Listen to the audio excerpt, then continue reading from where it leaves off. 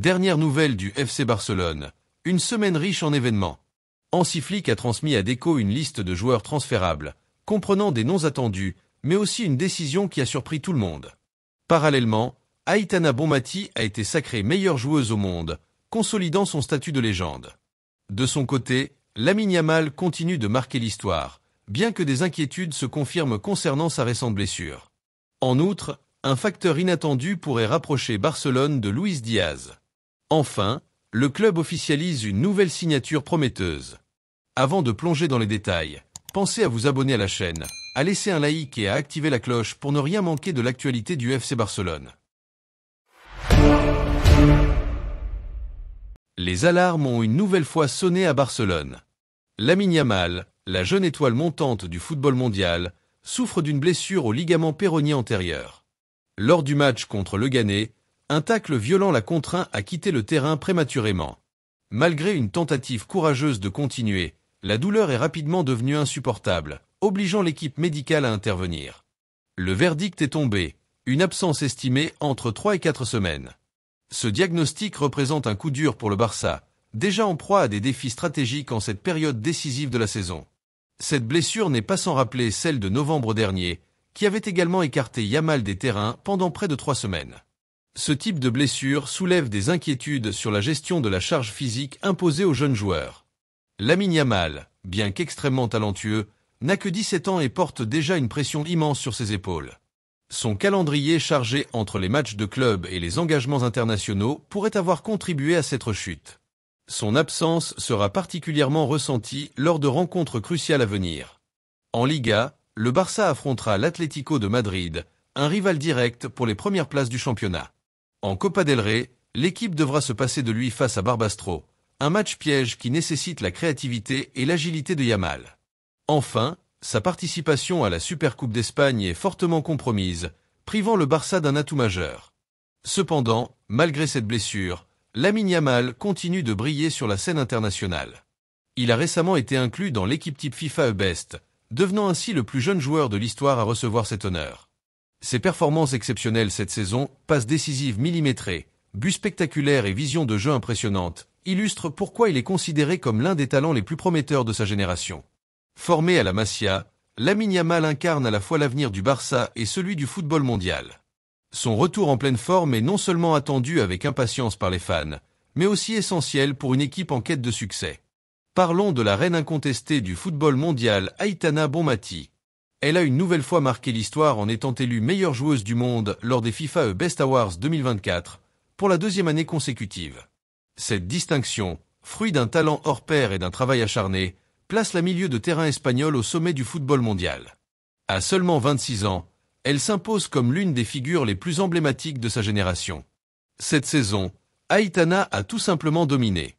Avec le Barça, elle a réalisé un quadruplé historique, Liga, Supercoupe, Copa del Rey et Ligue des Champions.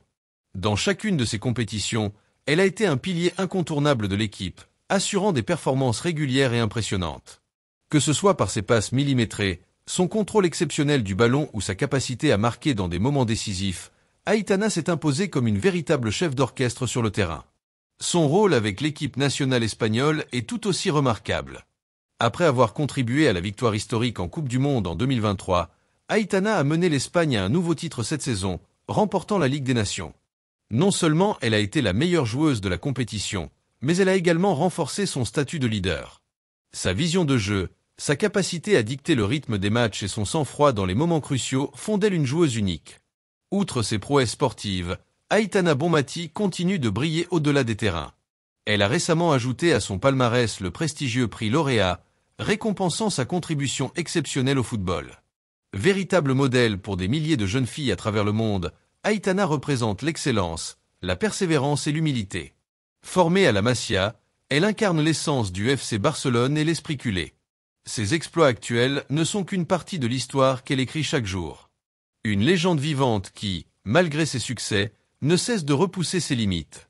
Le football mondial peut se réjouir de compter une telle icône dans ses rangs. Et pour parler de transfert, le FC Barcelone continue de miser sur la jeunesse en signant Ibrahim Diarra, un jeune talent malien de 18 ans. Révélation de la Coupe du Monde U17, Diarra s'est imposé comme l'un des joueurs les plus prometteurs de sa génération. Avec 5 buts et 4 passes décisives en compétition, il a joué un rôle clé dans le parcours impressionnant du Mali, qui a décroché une honorable 3e place. Sa capacité à marquer dans les moments décisifs, combinée à sa créativité et à son altruisme, a fait de lui une véritable sensation sur la scène internationale. Polyvalent et technique, Ibrahim Diarra peut évoluer à plusieurs postes offensifs, notamment comme milieu offensif ou ailier droit. Cette adaptabilité est un atout majeur dans le football moderne, et elle pourrait bien être la clé de son intégration rapide au Barça. Sa vitesse, sa vision du jeu et sa capacité à dribbler dans les espaces restreints rappellent des joueurs comme Ousmane Dembélé ou Ansu Fati. Ces qualités en font une arme redoutable pour déséquilibrer les défenses adverses. Diarra rejoindra le Barça Athletic en janvier, où il aura l'occasion de s'adapter au style de jeu exigeant du club catalan. Avec un contrat jusqu'en 2028, le Barça montre qu'il croit fermement en son potentiel. Ce choix stratégique permet de renforcer l'équipe B tout en préparant une éventuelle promotion en équipe première. Si Hansi Flick décide de lui donner sa chance, Diarra pourrait rapidement suivre les traces de jeunes talents comme Lamine Yamal ou Alejandro Balde, qui ont su s'imposer parmi l'élite. Au-delà de ses qualités sportives, l'arrivée de Diarra souligne l'engagement du Barça envers le développement des talents africains. Formé dans l'académie du Stade malien, il représente une source d'inspiration pour de nombreux jeunes joueurs africains rêvant de faire carrière en Europe. Son histoire illustre une fois de plus l'impact mondial du football et le rôle crucial des clubs européens dans la découverte et l'épanouissement des talents du continent. Avec Diarra, le FC Barcelone ne se contente pas de recruter un joueur, il investit dans l'avenir. Les fans du Barça attendent avec impatience de voir ce que ce prodige malien pourra apporter à leur équipe. Cependant, le nom de Luis Diaz résonne de plus en plus dans les couloirs du FC Barcelone. L'ailier colombien, mécontent de sa situation contractuelle à Liverpool, pourrait envisager un départ prochain. Malgré son rôle clé au sein des Reds, son avenir semble incertain, alimentant les rumeurs d'un transfert vers d'autres grands clubs européens.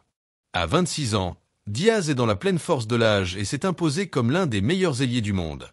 Doté d'une explosivité remarquable, d'une capacité à éliminer ses adversaires en 1 contre 1 et d'une finition clinique, il apporterait une nouvelle dimension à l'attaque du Barça. Depuis son arrivée en Premier League, il a non seulement impressionné par ses performances individuelles, mais aussi par sa capacité à se montrer décisif dans les grands matchs. Sa polyvalence lui permet également de jouer à plusieurs postes offensifs, bien qu'il excelle particulièrement sur le côté gauche. Cependant, son prix estimé à 80 millions d'euros représente un obstacle de taille pour le Barça, dont les finances restent fragiles malgré les efforts de redressement. L'arrivée de Diaz impliquerait probablement des départs stratégiques ou une recherche de fonds via des partenariats ou des ventes d'actifs. Malgré tout, Joan Laporta et la direction sportive catalane savent qu'un joueur de son calibre pourrait transformer l'équipe et offrir des solutions supplémentaires à Hansi Flick, surtout dans les moments décisifs de la saison. Parallèlement, le Barça explore d'autres options pour renforcer le poste d'ailier gauche.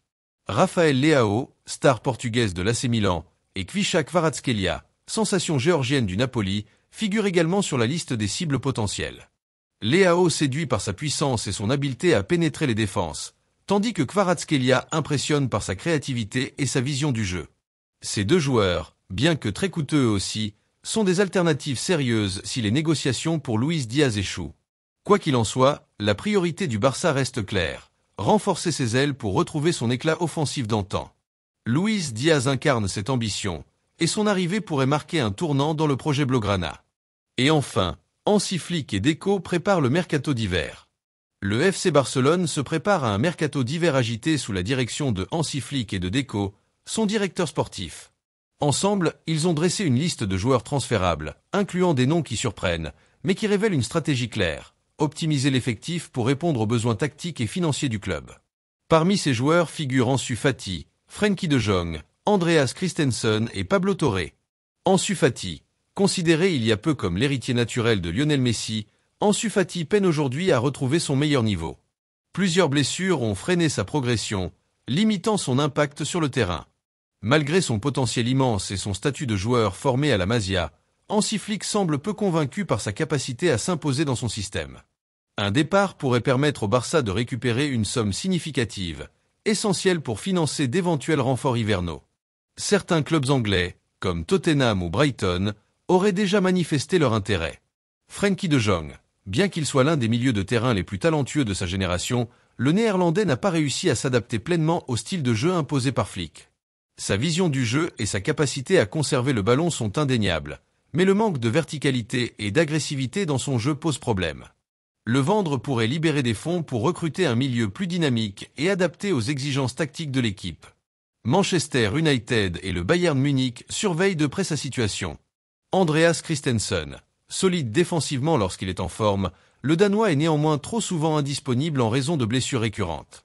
Dans un contexte où le Barça cherche à bâtir une défense fiable et constante, Christensen pourrait être sacrifié pour libérer une place à un joueur plus robuste et disponible. Pablo Torre, le jeune milieu offensif, prometteur mais en manque de temps de jeu, pourrait être prêté à Séville. Un tel mouvement lui permettrait de gagner en expérience et de continuer sa progression tout en libérant de l'espace au sein de l'effectif du Barça. Hansi Flick et Deco ont une mission difficile mais cruciale. Trouver l'équilibre entre les départs stratégiques et les renforts nécessaires pour permettre au Barça de rester compétitif sur tous les fronts. Ce mercato d'hiver pourrait marquer un tournant important pour le club catalan. C'était tout pour aujourd'hui. Abonnez-vous pour ne rien manquer des dernières actualités du Barça.